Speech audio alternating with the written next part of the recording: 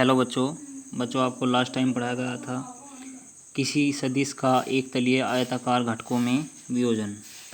आज आपको यहाँ से पढ़ाया जाएगा किसी सदिश का त्रिविमीय आयताकार घटकों में वियोजन। तो किसी भी सदिश का त्रिविमीय आयताकार घटकों में वियोजन किस प्रकार से किया जा सकता है, एक बार इसको समझ लीजिए। मान लिया कोई सदिश वेक्टर ए एक्स अक्ष, वाई अक्ष तथा जेड अक्ष के साथ क्रम से अल्फ़ा, बीटा तथा गामा कोण बनाता है।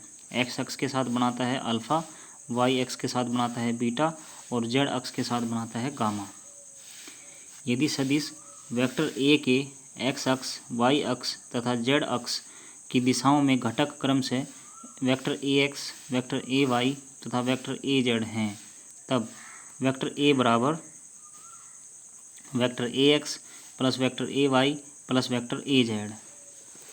यदि कैपिटल एक्स, कैपिटल वाई तथा कैपिटल जेड अक्षों की दिशाओं के अनुदिश एकांक सदिश क्रम से आई कैप, जे कैप तथा के कैप हों, तब वेक्टर ए बराबर ए x into I cap plus A Y into J cap plus A Z into के कैप। तो सदिश वेक्टर ए का जो परिमाण होगा बच्चों, यहाँ से इस कंडीशन में सदिश वेक्टर ए का परिमाण ए बराबर ये हो जाएगा, ए बराबर मैग्नीट्यूड ऑफ वेक्टर ए बराबर under root of A X square plus A Y square plus A Z square. सदिश वेक्टर ए की दिक् कोज्याएं, direction cosines of vector A. किसी सदिश द्वारा एक्स, वाई तथा जेड अक्षों से बने कोणों की कोज्याएं उस सदिश की दिक् कोज्याएं कहलाती हैं। डायरेक्शन कोसाइंस उनको हम बोलते हैं।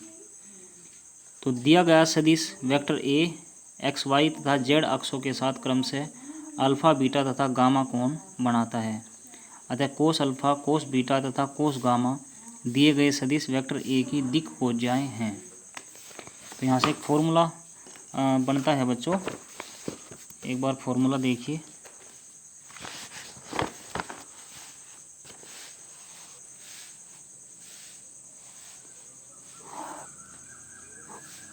कोस अल्फ़ा बराबर ए एक्स अपॉन ए, कोस बीटा बराबर ए वाई अपॉन ए, कोस गामा बराबर ए जेड अपॉन ए। तो यहाँ से जो वैल्यू होगी cos square alpha plus cos square beta plus cos square gamma बराबर ए एक्स अपॉन ए का square plus A Y upon ए का square plus A Z upon ए का स्क्वायर।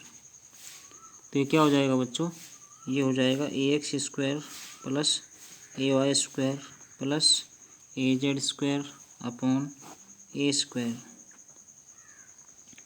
तो जो वैल्यूज यहाँ से हल होगी वो हो जाएगी, इसकी वैल्यू कितनी हो जाएगी बच्चों, ये तो ए स्क्वायर के बराबर हो जाएगा, इधर जाएगा तो ये हो जाएगा लेकिन हम जानते हैं, ये भी लिखना पड़ेगा पॉइंट यहाँ पे, परंतु ए X square plus A Y square plus A Z square बराबर ए स्क्वायर। अतः जो पॉइंट यहाँ से आएगा cos square alpha, cos square beta, cos square gamma बराबर 1। तो हम लिख सकते हैं कि किसी भी सदिश की दिक् कोज्याओं के वर्गों का योग सदैव 1 होता है।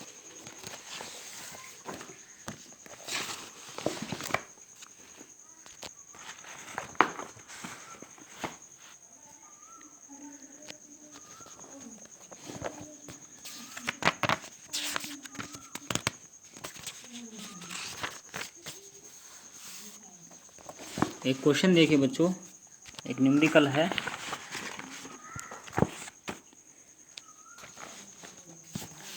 एग्जाम्पल 4, एक बल क्षैतिज से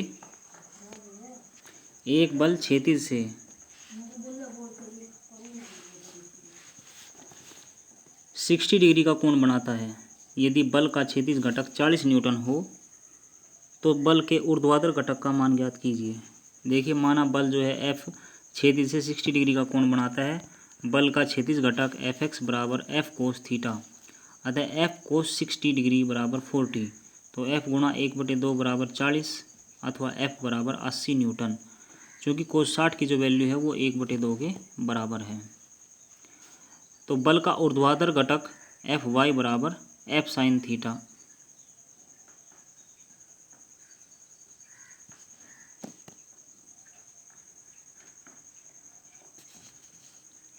यानी कि बराबर 80 साइन 60 बराबर 80 गुणा √3/2।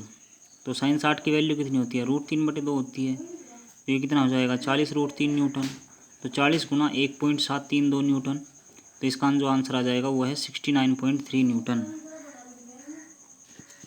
एक क्वेश्चन और देखिए, एग्जाम्पल नंबर 5। यदि सदिश वेक्टर ए तथा सदिश vector A plus vector B के एक्स तथा y घटक के मान क्रम से 4 व 6 तथा 10 व 9 हैं, तो सदिश वेक्टर b के x व y घटक उसका परिमाण एवं दिशा ज्ञात कीजिए। तो हल देखिए, सदिश वेक्टर a के x तथा y घटक क्रम से 4 व 6 हैं, अतः वेक्टर a बराबर 4i cap plus 6j cap. तो सदिश vector a plus vector b के x तथा y घटक क्रम से 10 व 9 हैं,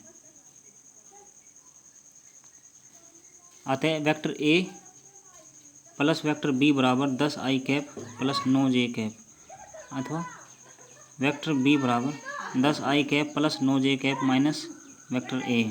तो 10i cap plus 9j cap minus 4i cap plus 6j cap.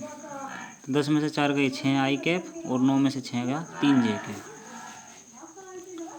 अतः सदिश जो है वेक्टर b के x तथा y घटक क्रम से bx बराबर 6 तथा by बराबर 3 है।